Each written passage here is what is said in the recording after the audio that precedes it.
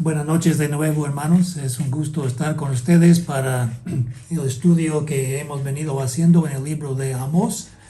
Me imagino que han recibido copia del material que preparamos para esta noche en el estudio de Amós 7. El material, como habrán visto en los estudios anteriores, básicamente es la exposición, pero con espacios en blanco para que puedan ir rellenando esos espacios conforme vamos avanzando en el estudio, para que no sea solo repetición de lo que encuentran en la hoja. Y también hemos estado procurando ir leyendo la Biblia, digamos los pasajes en Amós particularmente, conforme vamos exponiendo. Esta noche la hoja, entonces, o las hojas, la guía de estudio comienza con, como siempre ha sido el caso en los últimos estudios, comienza con un repaso de lo que hemos visto y en este caso el repaso comienza con la parte que estudiamos aún antes de entrar en el libro de Amós, donde vimos una introducción a los profetas del Antiguo Testamento, y en particular me parece importante en esa introducción la parte que explica las 5 categorías generales de profecías que se hallan en los libros proféticos del Antiguo Testamento. Y la hoja de esta noche comienza hablando de esas 5 categorías y el grado en que cada una de ellas se encuentra en el libro de Amós, por lo menos en lo que hemos visto hasta aquí. De esas 5 categorías, las 2 que más se han destacado en Amós hasta aquí han sido las denuncias del pecado del pueblo de Yahvé, mayormente Israel, el reino del norte, aunque también un poco de Judá, y de sus líderes. Y la segunda categoría son los anuncios de juicio devastador por los pecados. Esa palabra devastador está allí para indicar que no se trata de pequeños problemas que la gente pueda tener en la vida por sus pecados, sino por juicios terribles que Dios va a enviar contra su pueblo. Una tercera categoría de las 5 son las predicciones de juicio contra otros pueblos, contra pueblos que habían tratado mal al pueblo de Yahvé. Y en el caso de Amós, ese tipo de profecías también se encuentran, ocupan casi un capítulo completo, comenzando en el primer capítulo con el versículo 3, llegando hasta el capítulo 12, el versículo 3. Esa unidad que abarca los primeros 2 capítulos continúa después del versículo 3 del capítulo 2, pero hablando del juicio contra el pueblo de Dios, de Judá y luego de Israel. Otro tipo de profecía que vimos en la introducción a los profetas es los llamados al pueblo de Yahvé a convertirse de sus malos caminos. Uno pensaría que habría bastante de estos, no solo denuncias del pecado, sino llamados a que se arrepientan.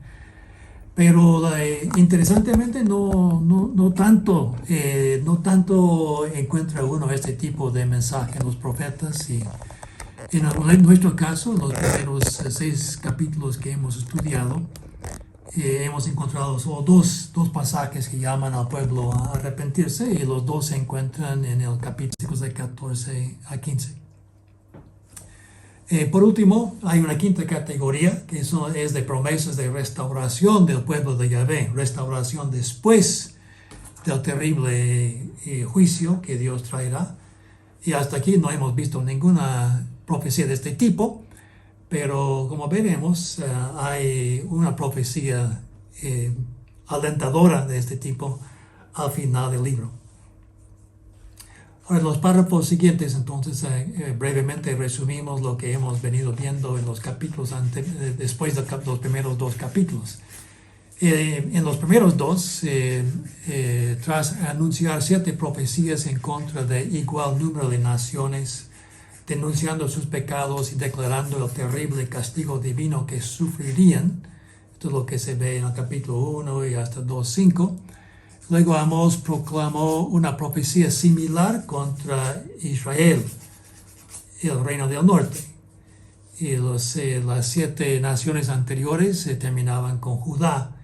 Y en ese momento, cuando estudiamos eso, comentamos que probablemente los de Israel que estaban escuchando a viva voz la profecía de Amós pensaban que Judá sería la última de la serie, como era la 7ª nación mencionada. Pero hay una 8ª profecía y es contra Israel, el reino del norte, y esta profecía entra en más detalle.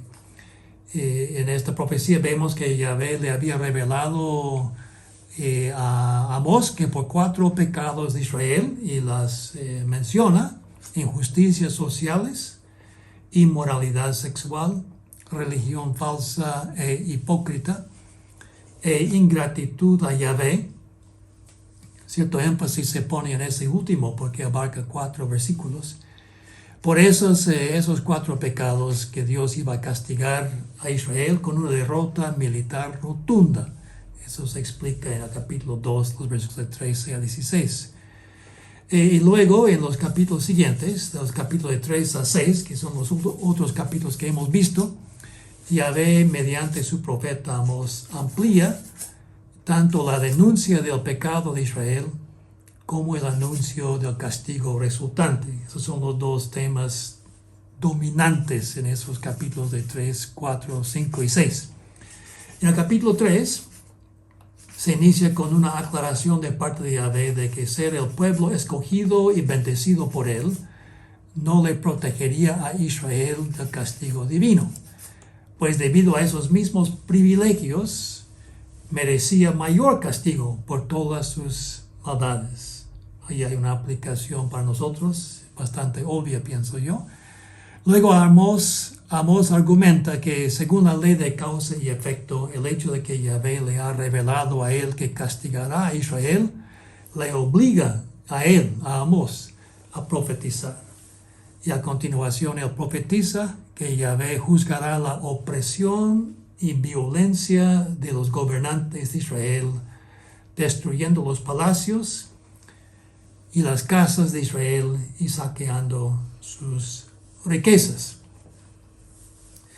Notemos que es un capítulo que se dirige principalmente a pecados de los líderes y los pudientes del reino del norte.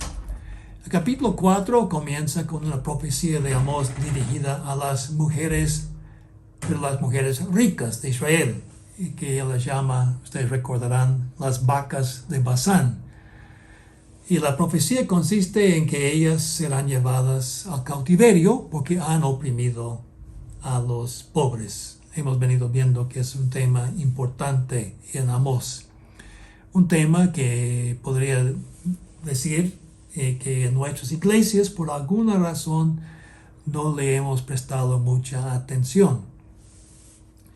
Luego, dirigiéndose a la nación, Amós les advierte que, según Yahvé, los sacrificios y diezmos que le ofrecían solo aumentaban su pecado.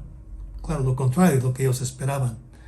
Entonces, en los versículos de 6 a 11, Yahvé les reclama su falta de arrepentimiento, aun cuando él ejecutó contra ellos 7 maldiciones anunciadas en Levítico 26 y en Deuteronomio 28 por un incumplimiento del pacto con él. Esos 2 capítulos son capítulos que prometen bendición para Israel si Israel cumple con el pacto, y promete maldiciones si Israel no cumple o incumple, y pone más énfasis en las maldiciones. Y en el caso de este pasaje en Amós capítulo 4 de 6 a 11, las 7 maldiciones mencionadas son hambre, sequía, pérdida de cosechas, invasiones de insectos, epidemias, ahí está la COVID-19, ¿verdad?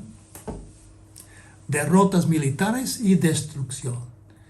Y el capítulo concluye en los versículos 12 y 13 advirtiéndoles a los de Israel que se preparan para hacerle frente a Él, para hacerle frente a Dios. En el capítulo 5, Amós endecha a Israel por su muerte inminente. Imagínense una profecía de la muerte de la nación como castigo por sus injusticias cometidas contra los pobres. Ahí de nuevo ese tema del maltrato, la opresión a los pobres de parte de los que tienen más recursos y más poder.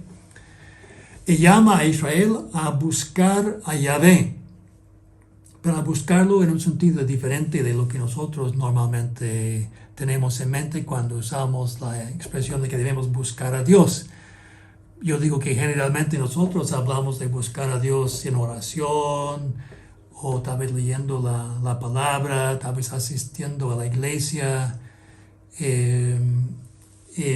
Este no es exactamente lo que Amós tenía en mente, y es claro en el capítulo que lo que tiene en mente es que deben buscar a Yahvé estableciendo justicia, para así tener alguna posibilidad de librarse del castigo ya mencionado.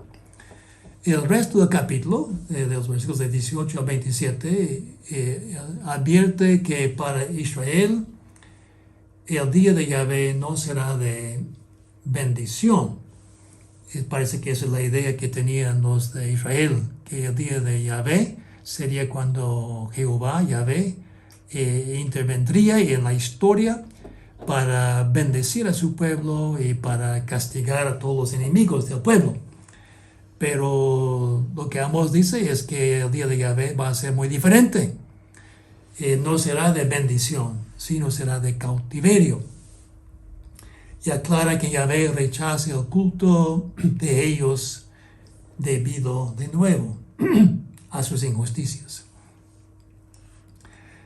En el capítulo 6, que es lo que vimos en el último estudio antes de la Navidad, Amós anuncia que Yahvé juzgará a Israel por el orgullo que acompaña su opresión de los pobres. No solo están oprimiendo a los pobres, sino que no reconocen que van mal, ¿no? Este capítulo 6, así como el anterior, el capítulo 5, se desarrolla en forma quiástica. También recuerden que hablamos un poco de este asunto, la estructura quiástica, y en cuanto al capítulo 6, ahí en la hoja se ve la estructura, que el capítulo comienza y termina con secciones similares. Comienza con un apartado sobre que dice que los líderes inicuos se jactan de la prosperidad de Israel, y termina con uno que habla de que los israelitas que se jactan de su fuerza militar serán oprimidos. Y ahí el tema en común es la jactancia en logros humanos cuando están viviendo en pecados. En la parte B de la estructura quiástica, vemos que los versículos de 4 a 7 hablan de que los ricos que viven con lujos irán al cautiverio. Y la parte B', que corresponde en el versículo 2, habla de los poderosos, no de los ricos, sino de los poderosos, pero claro que hay una relación entre ellos. Y dice que ellos han corrompido el sistema de justicia. En las partes C y C', primero en la parte C, el versículo 8, lo que Amós comunica es que Yahvé jura entregar las ciudades de Israel al enemigo. En la parte C', el versículo 11, Yahvé mandará destruir las casas. Obviamente las casas que están en las ciudades de Israel serán una destrucción por los enemigos. Y en el mero centro del quiasmo, y generalmente se supone que lo que está en el mero centro es lo que más se recalca, lo más enfático.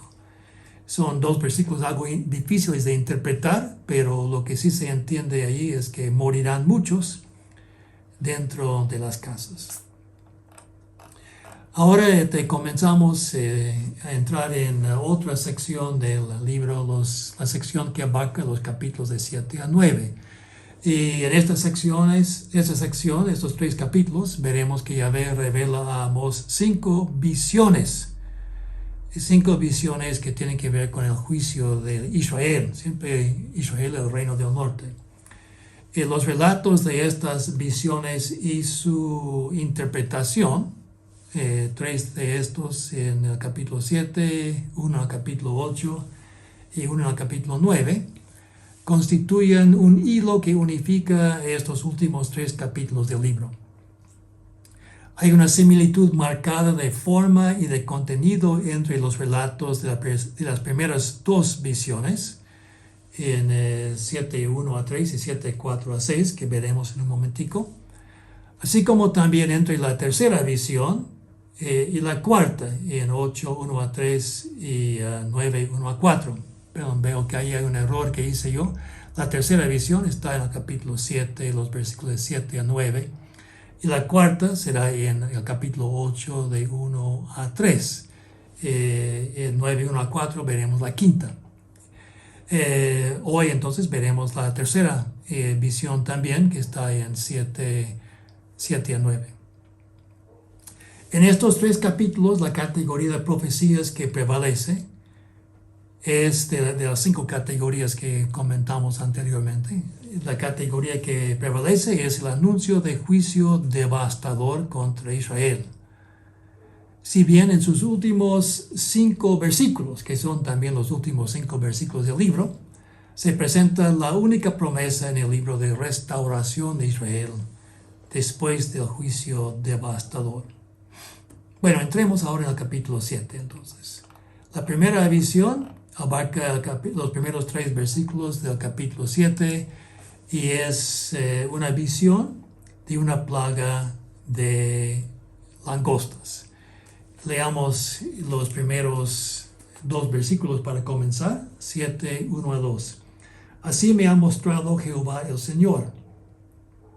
He aquí, él criaba langostas cuando comenzaba a crecer el heno tardío. Estoy leyendo de la Reina Valera, la revisión de 1960.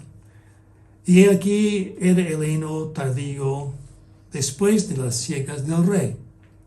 Y aconteció que cuando acabó de comer la hierba de la tierra, yo dije, Señor Jehová, perdona ahora. ¿Quién levantará a Jacob? Porque es pequeño. Esos versículos son un poco difíciles de entender, particularmente el primero, pero vamos a tratar de explicarlo aquí. En el primer versículo y en el versículo 2a, Amós relata lo que Yahvé le mostró. Así comienza, ¿verdad? Así me ha mostrado Jehová. ¿Sí? Y lo que Jehová le había mostrado es que Jehová formaba langostas para devorar las cosechas de Israel. Ahora, entrando un poco más en detalle, en lugar de la frase heno tardío, sería mejor traducir siembra tardía. Así se encuentra, por ejemplo, en la Dios habla hoy y en un par de versiones en inglés. Tanakh es una versión en inglés judía y Net es la Net Bible, y que es una versión gratis, creo, muy buena, preparada por los profesores del Seminario Teológico de Dallas.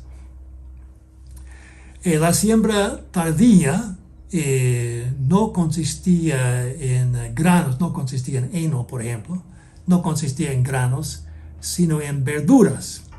Hay un comentario muy bueno por un autor que se llama Shalom Paul, un judío, no cristiano, pero un comentario muy bueno sobre Amós, y este dato se encuentra, por ejemplo, en la página 227 de su comentario.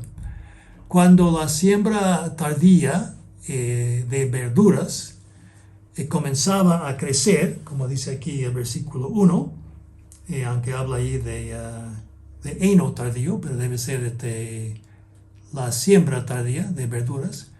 Cuando esa siembra comenzaba a crecer, que sería después de las lluvias de marzo y abril, Eso lo sabemos por un calendario que se llama calendario de Geser, o de Geser, o de Geser tal vez sería en español, que es un descubrimiento arqueológico de parece que un ejercicio escolar que hacían los niños en los tiempos antiguos testamentarios, y es como una especie de canto o poesía que habla un poco de los meses del año en Israel y de lo más destacado que se hacía en cada mes, ¿eh?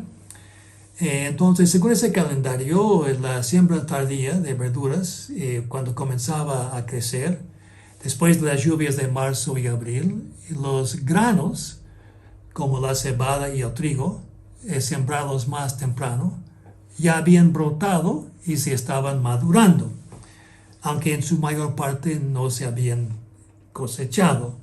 Esos detalles son necesarios de entender para poder entender esta profecía.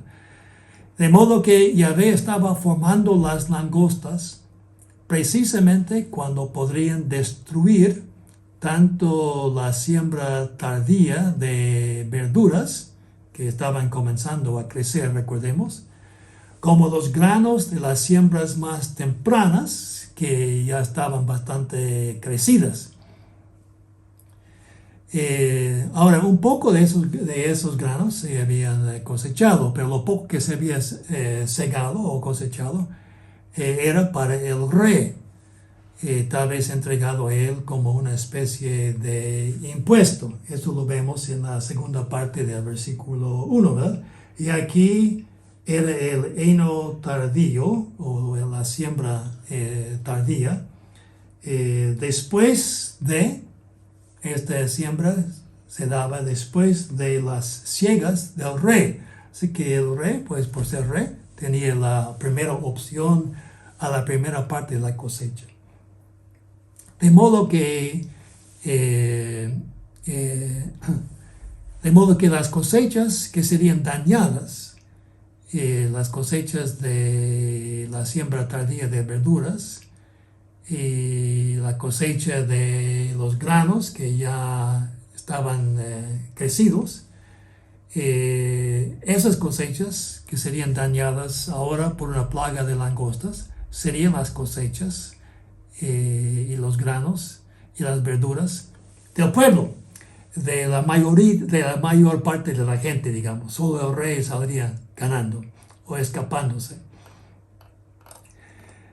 Según el versículo 2, las langostas comieron toda la vegetación, toda la hierba de la tierra, dice aquí en nuestra versión Reina Valera.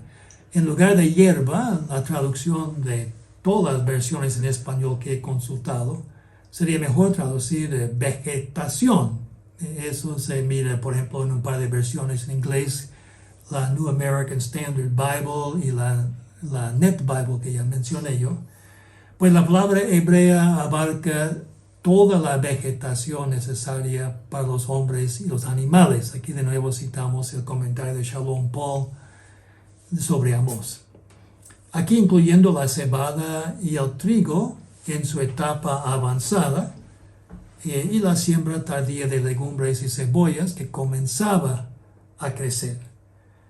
Esto, en fin, significaba que habría hambruna, pues ya era tarde para sembrar de nuevo, dado que ya había pasado la temporada de lluvias y habría poca lluvia en los meses siguientes.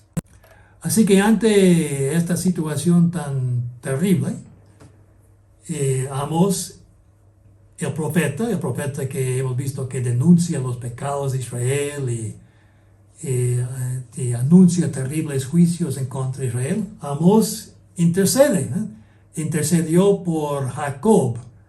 Y Jacob aquí no sería la figura histórica, el hombre Jacob, sino que sería otro nombre de Israel. Recordemos que Israel también era el nombre de Jacob. Amós intercedió entonces por el reino del norte, pidiendo que Yahvé lo perdonara y apelando a la pequeñez, es decir, la debilidad de Israel.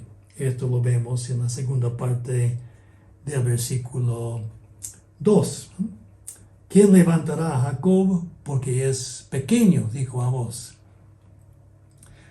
Como otros profetas bíblicos, Amós anunciaba mensajes duros de juicio, terribles, pero a la vez tenía profunda compasión por la nación e intercedió por ella. Esa es una combinación curiosa, ¿verdad? Aquí entre paréntesis escribí ver los ejemplos de intercesión por profetas en los siguientes versículos, y ahí ven una larga serie de versículos que no vamos a leer ahora, comenzando con Abraham en Génesis 18, y Moisés en Éxodo 32, Moisés en Números, y luego en 1 Samuel, el profeta Samuel, en Jeremías y en Ezequiel, obviamente los profetas Jeremías y Ezequiel. Interesante esa combinación de denuncia y regaño al pueblo, pero también compasión por el pueblo e intercesión por el pueblo ante Yahvé. En vez de apelar a la justicia del pueblo, que no podría ser realmente Amós, su arrepentimiento o las promesas del pacto, el pueblo no se había arrepentido, tal vez sí podría haber apelado a las promesas del pacto, pero Amós más bien apeló a la compasión de Yahvé, señalando la pequeñez de Jacob, es decir, de Israel. Esta apelación se contrasta marcadamente con el orgullo y la lactancia de los líderes del pueblo que vimos la semana o en el estudio anterior en el capítulo 6. Al reino del norte se le llama Jacob 5 veces más en el libro. Es solo un detalle que tal vez nos sea de interés. Luego en el versículo 3, después de esta intercesión del profeta, curiosamente Yahvé revocó el juicio de las langostas. Leemos en el versículo 3, se arrepintió Jehová de esto, no será, dijo Jehová. Sin embargo, notemos que no dijo que perdonaría al pueblo, lo que Amós había pedido en el versículo 2. Perdona ahora, dijo en el versículo 2. No dice Dios que los perdonó, pero sí revocó el castigo. Esto lo digo en contraste con la respuesta de Yahvé a la intercesión similar de Moisés en Números 14 de 19 a 20. Si queremos echar un vistazo rápido a ese pasaje, en Números 14, 19, leemos lo siguiente. La intercesión de Moisés después de la incredulidad de Israel en Cades Barnea.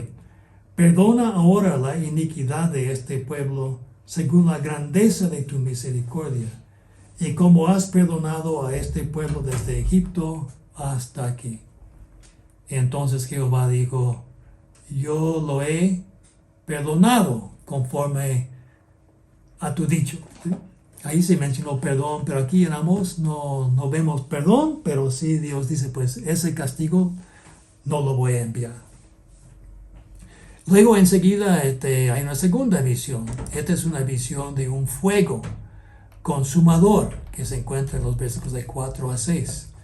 Este pasaje tiene la misma estructura tripartita que en la visión anterior, en 7, 1 a 3, y por sus contenidos y ubicación hace pareja con el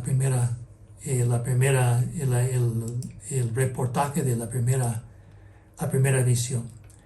Esta vez Amós relata lo que Yahvé le mostró, así como hizo en el 7.1 y 2. En este caso, Yahvé llamaba un fuego que consumió el mar y comenzaba a consumir la tierra de Israel. Esto lo encontramos en el versículo 4.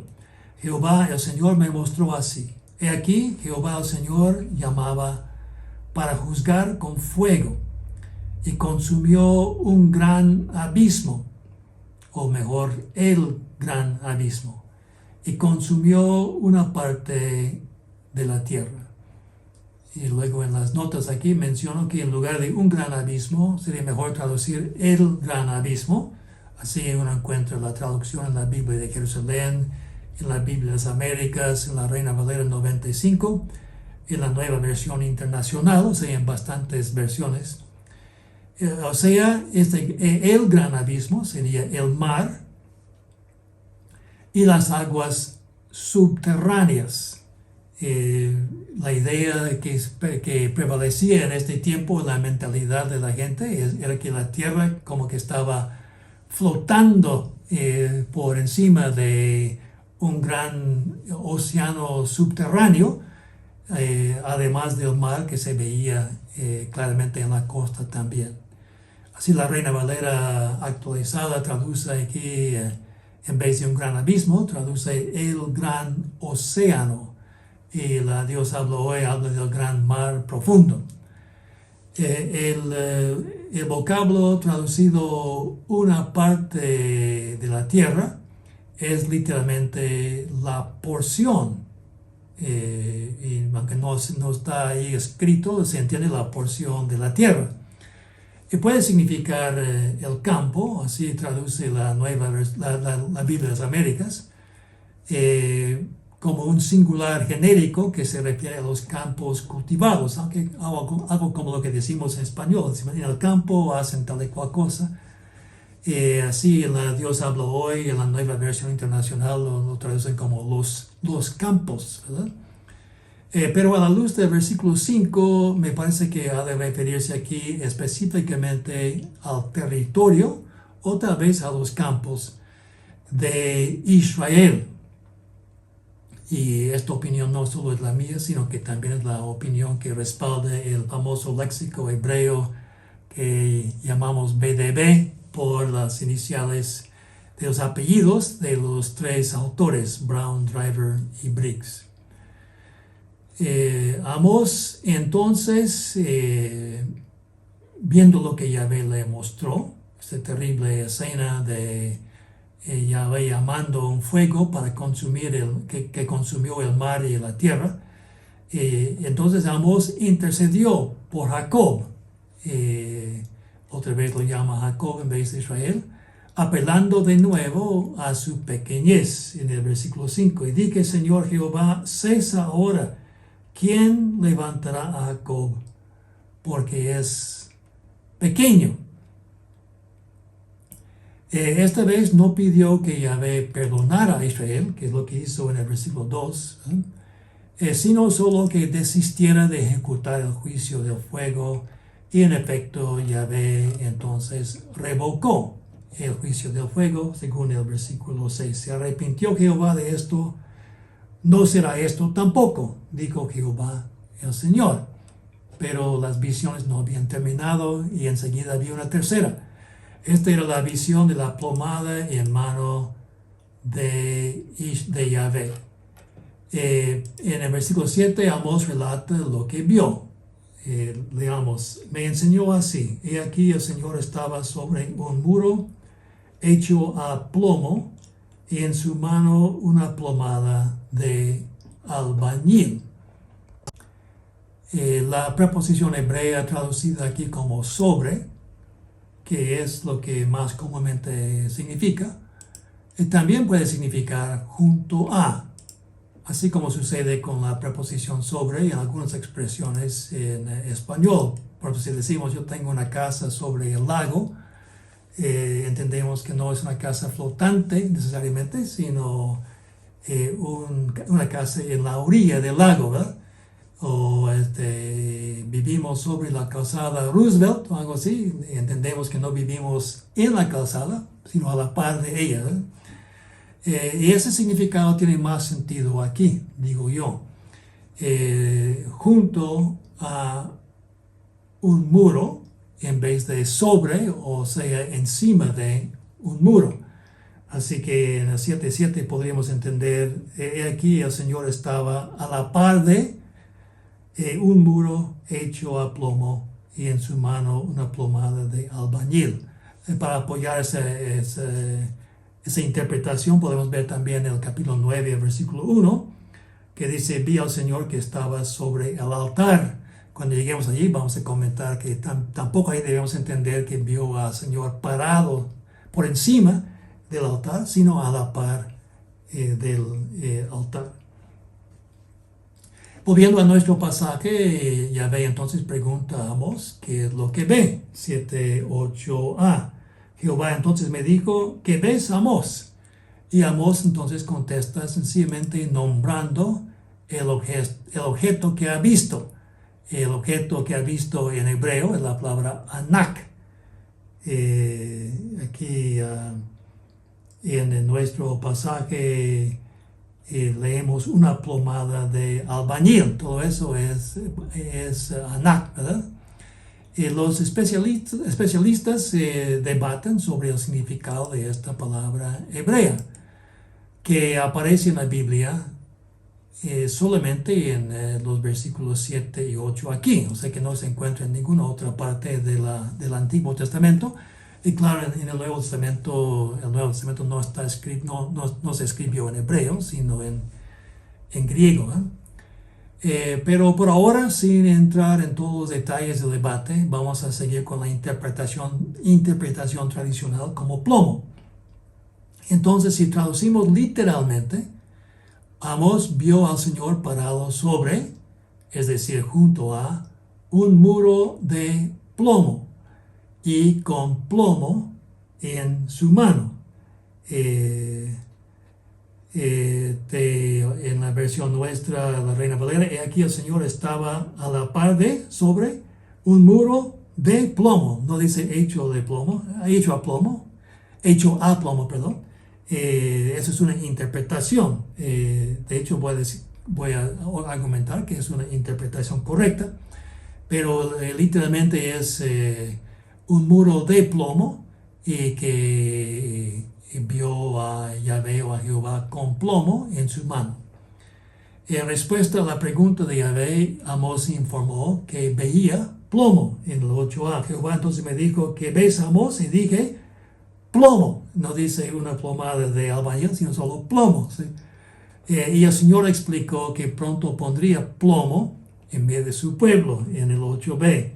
Y aquí yo pongo plomada de albañil, dice en nuestra versión, pero en el hebreo es literalmente plomo en medio de un pueblo Israel. Pues en el léxico moderno pensaríamos tal vez en las balas de plomo, pero no tenía en mente eso Amós. En cada caso, plomo, digo yo, significa lo que aquí indica la Reina Valera, plomada de albañil, y un muro de plomo ha de significar lo que también dice la Reina Valera, un muro hecho a plomo. De hecho, así traducen todas las versiones en español y casi todas las versiones en inglés. Yahvé entonces interpreta lo que Amós ha visto en el 7:8b. Y el Señor dijo, he aquí yo pongo plomada de albañil en medio de mi pueblo Israel, no lo toleraré más. Y en las notas aquí digo, Yahvé interpreta lo que Amós ha visto, como la plomada demuestra que Israel no es recto. Eso es lo que debemos entender aquí al leer lo que está en el versículo 8b. Yahvé no seguirá pasando por alto. Esa es traducción literal de lo que tenemos aquí en el 8, al final del versículo 8, que en la Reina Valera dice, no lo toleraré más. Y la idea no es mala, literalmente es, no seguirá pasando por alto. Así algunas versiones traducen, no pasaré de largo. Así la Biblia del peregrino y la Biblia de nuestro pueblo. Y interesantemente, en la versión tradicional en inglés, la King James Version, también dice, no pasaré, I will not pass by, su pecado.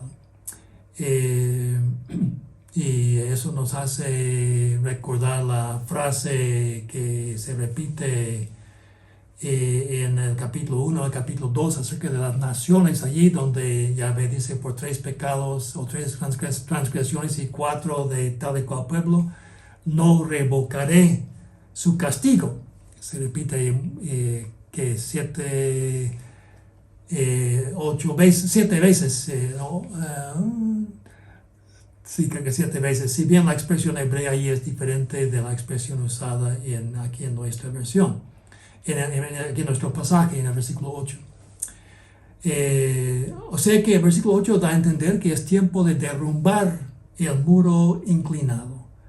La frase mi pueblo en el versículo 8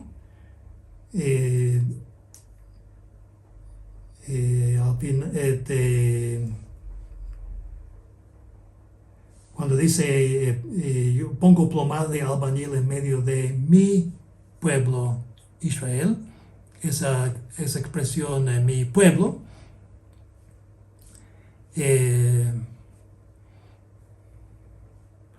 deja claro que la elección de Israel como pueblo de Yahvé siguen siendo pueblo de Yahvé, pero esto no los protegerá del castigo divino. En el capítulo 3, los versículos de 1 a 2, vimos esa misma idea, donde leímos oíd esta palabra que ha hablado Jehová contra vosotros, hijos de Israel, contra toda la familia que hice subir de la tierra de Egipto. Dice así, a vosotros solamente he conocido, y cuando vimos este pasaje explicamos que he conocido aquí significa he elegido. A vosotros solamente he conocido, de todas las familias de la tierra. Y normalmente uno espera entonces una promesa de bendición, pero en cambio lo que dice en el 3.2 a continuación es, por tanto, os castigaré por todas vuestras maldades. O sea, ser el pueblo de Yahvé trae consecuencias serias si no obedecemos a Yahvé. Luego, pasando al versículo 9, Yahvé describe el juicio venidero de Israel. Una destrucción que alcanzará los santuarios de Yahvé y también la familia real. 7:9. Los lugares altos de Isaac, los lugares altos, veremos en un momentito de qué se trata, pero serían lugares de culto, serán destruidos y los santuarios de Israel serán asolados. Y me levantaré con espada sobre la casa de Jeroboam. Y entonces explicamos en las notas siguientes que como los lugares altos y los santuarios estaban dedicados al culto a Yahvé, nominalmente por lo menos, los israelitas creían que él los protegería y que tener esos lugares altos y los santuarios les traería protección. Sin embargo, según Yahvé, el culto que Israel le ofrecía no haría que él pasara por alto su pecado.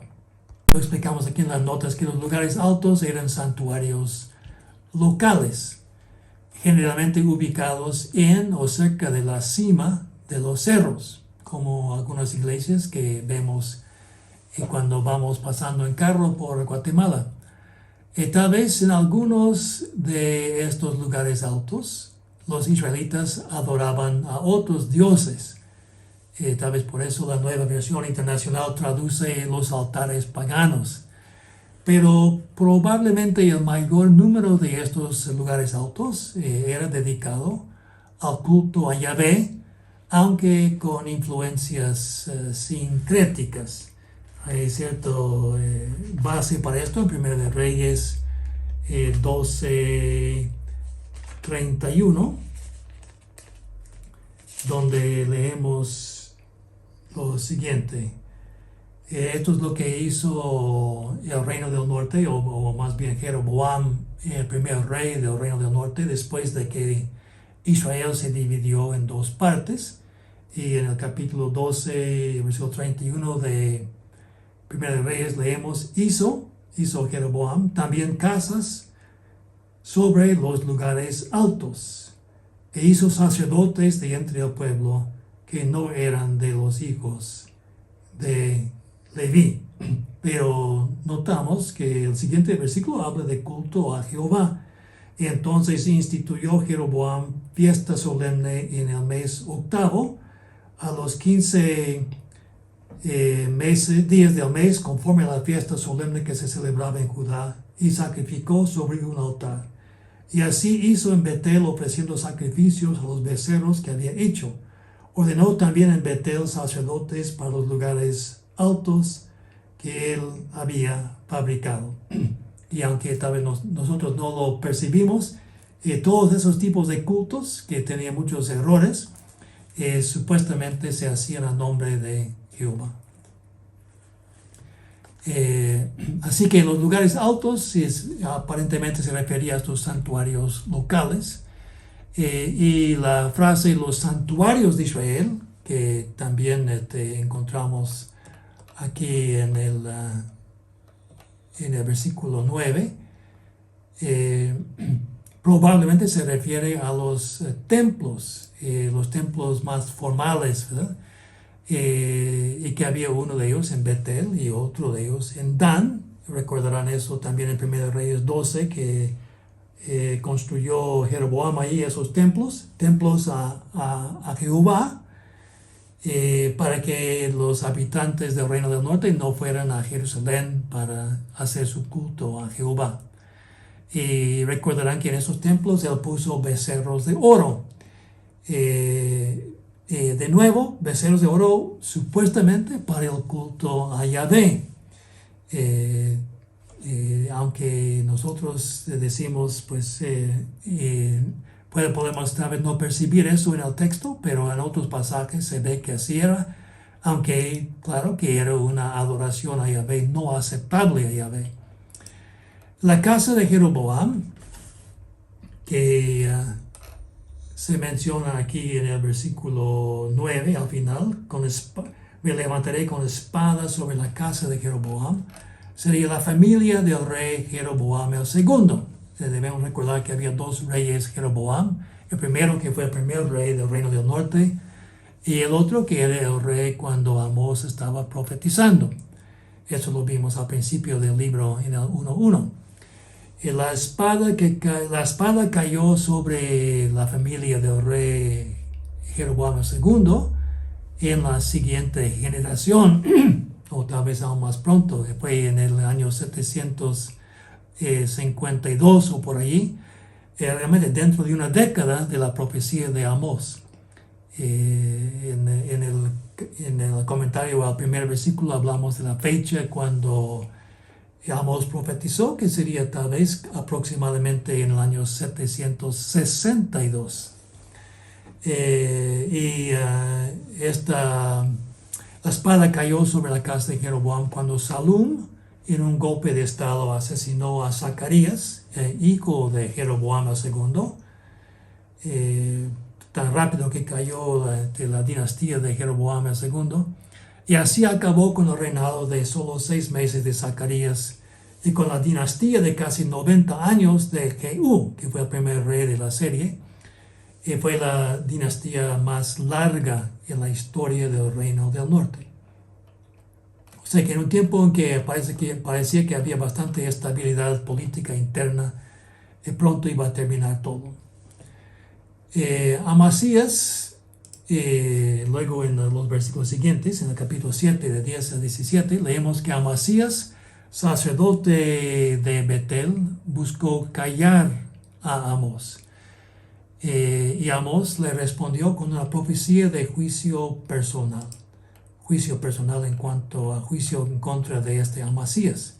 El relato de esta confrontación interrumpe la serie de informes de visiones, que ya hemos visto los informes de 3 visiones, y el cuarto viene en el capítulo siguiente.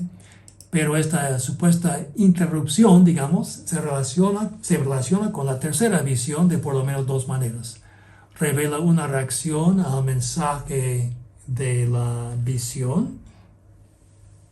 Es la visión de la plomada, del plomo, del muro no hecho a plomo.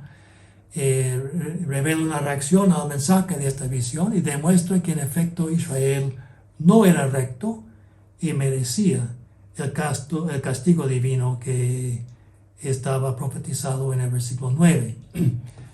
Entonces aquí en 7 de 10 a 13, Amasías, recordemos de nuevo, sacerdote de Betel, buscó callar a Amós. Amasías era el sacerdote del templo de Betel. Betel era una ciudad en el Reino del Norte, en la parte bastante al sur, muy cerca de la frontera con Judá. Era el sacerdote del templo de Betel, uno de los 2 templos de Yahvé establecidos por Jeroboam el primero. Eso ya leímos en el 1 Reyes 12. Cuando el reino del norte se estableció, separándose de las tribus del sur, en los cuales Jeroboam, en esos 2 templos, Jeroboam colocó becerros de oro, no como dioses, sino para representar el lugar donde Yahvé reinaba en la tierra. La idea era que Yahvé estaba allí invisible, parado por encima de los 2 becerros, algo como el arca del pacto en Jerusalén. Esa es la teoría, ¿verdad? Pero en realidad esos becerros sí se convirtieron en ídolos para Israel. El sacerdote Amasías, en los versículos de 10 a 11, acusó a Amós delante del rey Jeroboam. Acusó a Amós de conspirar contra el rey Jeroboam y de estar haciendo daño a la nación. Versículo 10. Entonces el sacerdote Amasías de Betel envió a decir a Jeroboam, rey de Israel: Amós se ha levantado contra ti en medio de la casa de Israel. La tierra no puede sufrir todas sus palabras. Y leí lo que está en la Reina Valera, pero en lugar de se ha levantado, sería mejor traducir se ha conspirado. Así como dice la Biblia de Jerusalén, la Dios habló hoy, la Biblia de las Américas, bueno, y varias otras versiones también. A lo largo de la historia, muchos gobernantes han hecho acusaciones similares contra quienes les critican, lo cual puede hasta poner en peligro la vida del acusado. El rey Jeroboam tomaría en serio la acusación contra el profeta Amós, pues la dinastía de Jehú, a la cual Jeroboam II pertenecía, llegó al poder mediante un golpe de estado incitado por el profeta Eliseo y sus discípulos. Y las palabras del profeta Ahías habían animado a Jeroboam el primer monarca del reino del norte, a rebelarse contra Salomón. Así que los profetas tenían un poco de fama de ser revoltosos y de sembrar sedición.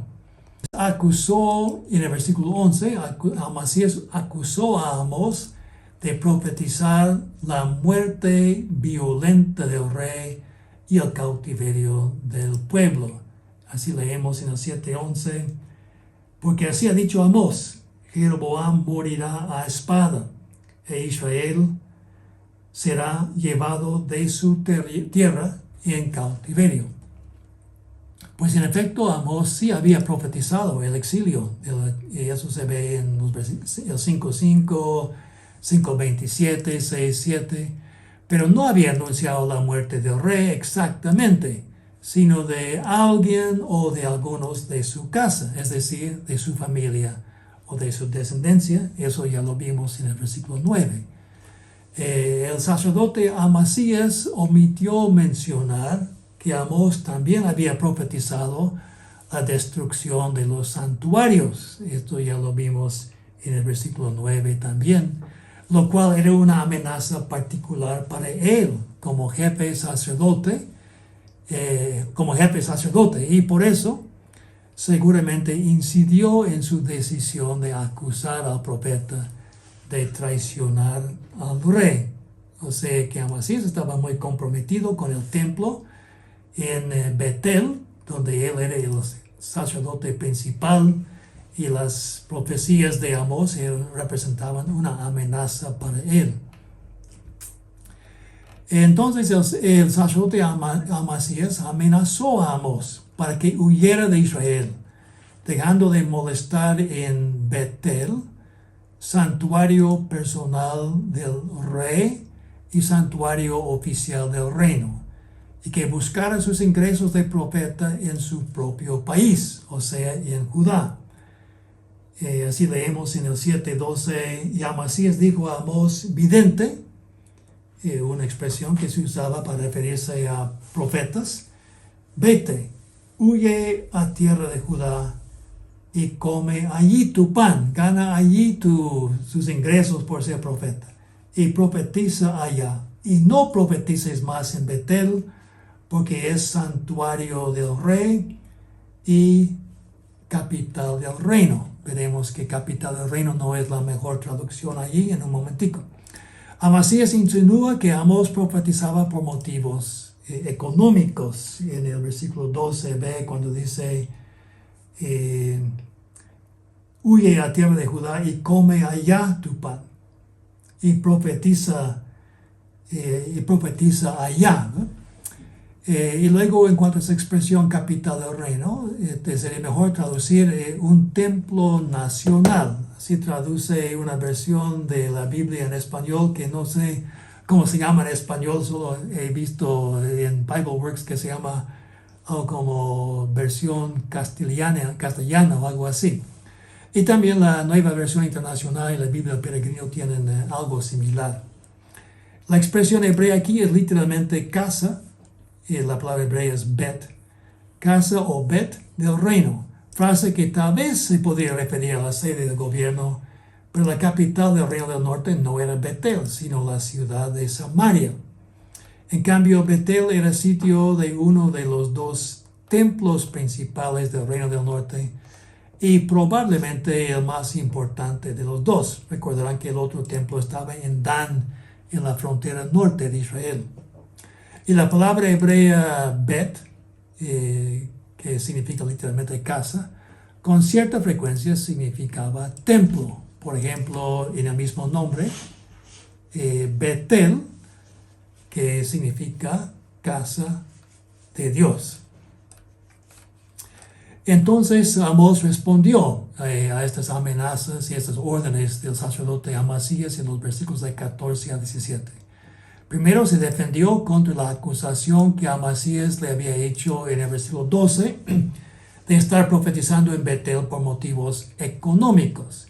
Esto lo hace en los versículos 14 y 15. En estos versículos aclaró que profetizaba en Israel no para ganarse la vida, pues para eso criaba ganado y ovejas y cultivaba higos de sicómoro, sino que profetizaba en Israel porque Yahvé lo había mandado a hacerlo, a profetizar allí. La respuesta de Amós comienza en el versículo 14 con dos oraciones. Aquí estamos en un detalle un poco técnico, dos oraciones nominales en el hebreo, es decir, oraciones sin verbos, en las cuales se tiene que suplir mentalmente alguna forma del verbo ser. Pero se debate, los intérpretes debaten, si el verbo suplido debe estar en tiempo pasado o en tiempo presente. Si debe ser yo no era profeta, ni era hijo de profeta, y en el versículo 14, en la Reina Valera dice, entonces respondió Amós y dijo a Amasías, no soy profeta, tiempo presente, ¿verdad? Ni soy hijo de profeta, sino que soy boyero y recojo higos silvestres. Entonces hay un poco de debate si debe ser, si esos verbos que hay que suplir, que no están en el texto, de nuevo lo menciono, deben ser del tiempo pasado. Yo no era profeta ni era hijo de profeta. Es decir, que no era profeta, pero ahora sí lo soy. Así traducen la Biblia del Peregrino y la Biblia de nuestro pueblo en español y aproximadamente el 50% de las versiones en inglés. O si debe el verbo estar en tiempo presente, como está en la Reina Valera. Yo no soy profeta ni soy hijo de profeta. Es decir, no vivo de profetizar. Y así en español la mayoría de las versiones así traducen y en aproximadamente la mitad de las versiones en inglés se traduce en tiempo presente. Es difícil escoger entre estas dos opciones, pero en todo caso la idea principal que Amós expresa en el versículo 14 como respuesta a la acusación implícita en el versículo 12 es clara, que él no vive de profetizar. Esta idea queda más clara si el verbo suplido se entiende en tiempo presente. No soy profeta, no vivo de ser profeta, ni hijo de profeta, sino que vivo de la ganadería y de la agricultura. Sin embargo, hace poco Yahvé me mandó a profetizar a su pueblo Israel y estoy cumpliendo con este mandato. Esa es la idea de los versículos 14 y 15.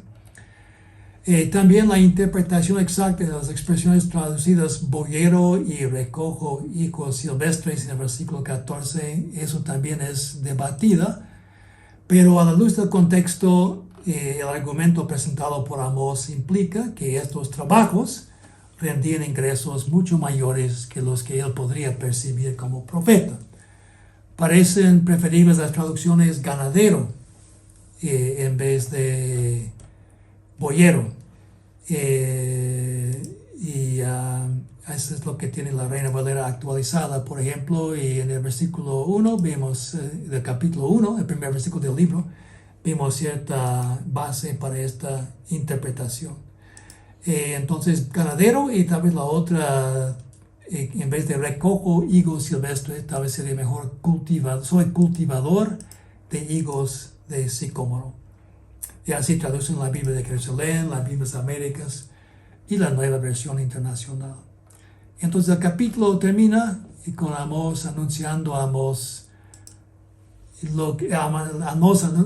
Amasías lo que Yahvé le había revelado acerca de las consecuencias de haber tratado de callar las profecías que denunciaban los pecados de Israel y anunciaban el juicio divino resultante. Evidentemente, como resultado de una invasión militar, Amasías, el sacerdote, juntamente con su familia y toda la nación, sufriría desesperación económica, humillación, muerte violenta, despojo de tierras y deportación. Esto es lo que leemos en el 7, 16 a 17. Leemos ahora pues, oye palabra de Jehová, tú dices, no profetices contra Israel, ni hables contra la casa de Isaac. Por tanto, así ha dicho Jehová, tu mujer será ramera en medio de la ciudad, y tus hijos y tus hijas caerán a espada, y tu tierra será repartida por suertes, y tú morirás en tierra inmunda, o sea, en tierra no de Israel, e Israel será llevado cautivo lejos de su tierra. Muy dura, muy confrontativa, pero una advertencia que Dios había enviado a Amós a hacer en la tierra de Israel. Aquí podemos ver en relación con esto el capítulo 2, el versículo 12, que dice, más vosotros, está aquí hablando de del reino de Israel, os disteis de beber vino a los nazareos y a los profetas mandasteis diciendo, no profeticéis, que es lo que estaba haciendo aquí Amasías con Amós. Y en el capítulo 5, versículo 13, vemos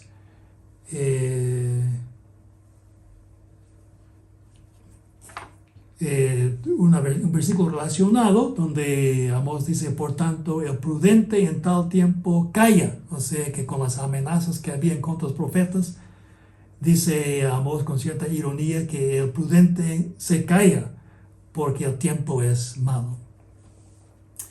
Bien, hermanos, ahí concluimos el estudio del capítulo 7 y nos quedan 2 capítulos más para concluir el estudio del libro. Entonces,